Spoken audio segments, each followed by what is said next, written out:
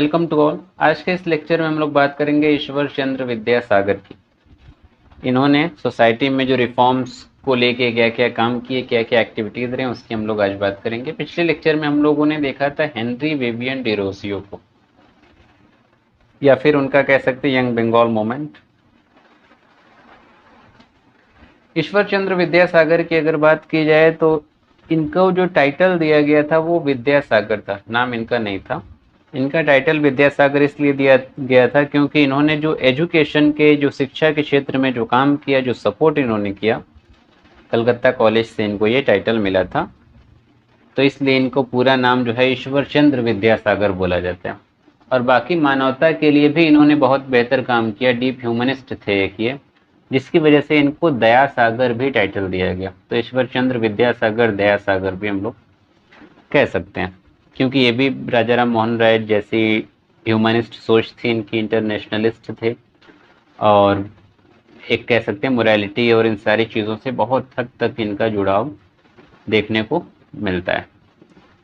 इनकी अगर काम की शुरुआत की बात की जाए तो 1850 से इनकी शुरुआत लगभग देखने को मिलती है। फोर्ट विलियम कॉलेज में, बंगाल में जो है, संस्कृत कॉलेज के ये पंडित थे, वहाँ के हेड थे।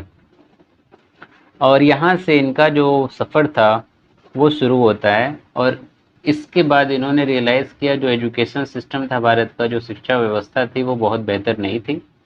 और इसके लिए भी इन्होंने जिम्मेदार वही माना, ब्राह्मणों की जो मोनोपोली थी, एकाधिकार था, उसको जिम्मेदार माना। क्योंकि जितने सोशल रिफॉर्म मूवमेंट देखेंगे सब में लगभग एक चीज़ कॉमन रहेगी, महिलाओं की शिक्षा की लगभग सबने बात की, और ब्राह्मणों का जो वर्चस्व था, ब्राह्मणवाद जो था, उसको तोड़ने की भी बात की गई।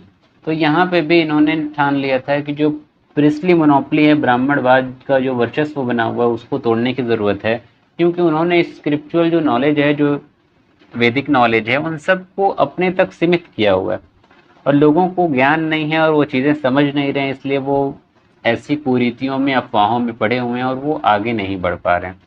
इसी के चलते उन्होंने संस्कृत कॉलेज खोले, और वो ब्राह्मणों के लिए नहीं थे, क्योंकि ब्राह्मणों के खिलाफ या ब्राह्मणों का अधिकार, एकाधिकार ही खत्म करना था उनको।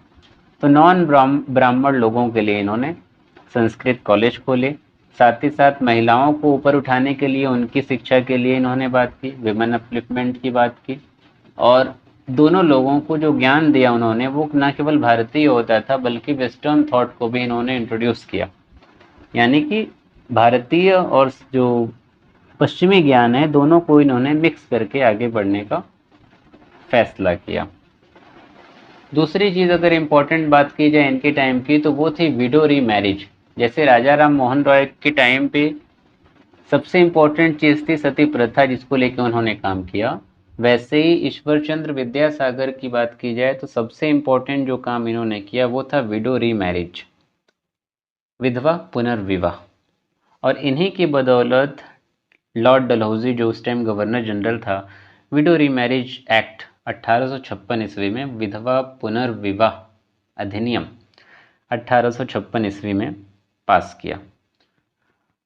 और इसके अलावा एक खास नाम आता है इनका, ईश्वर चंद्र विद्यासागर का, बेंथ्यून स्कूल्स में। एक नाम, एक महाशय थे, अंग्रेज थे, नाम था जेडी बेंथ्यून। उनकी मदद से इन्होंने कई सारे स्कूल जो है बनाए, और उनको बेंथ्यून स्कूल के नाम से आगे चल के जाना गया। अगर स्पेशली महिलाओं के कंटेक्स्ट में बात की जाए तो इन्होंने लगभग 35 स्कूल महिलाओं के लिए स्थापित किए थे।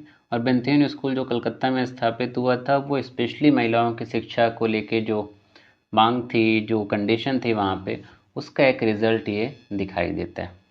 लेकिन सभी सोशल मूवमेंट्स की तरह यहाँ पे भी ढेर सारा विरोध देखने को मिलता है माता पिताओं से, और सामाजिक बहिष्कार भी किया गया।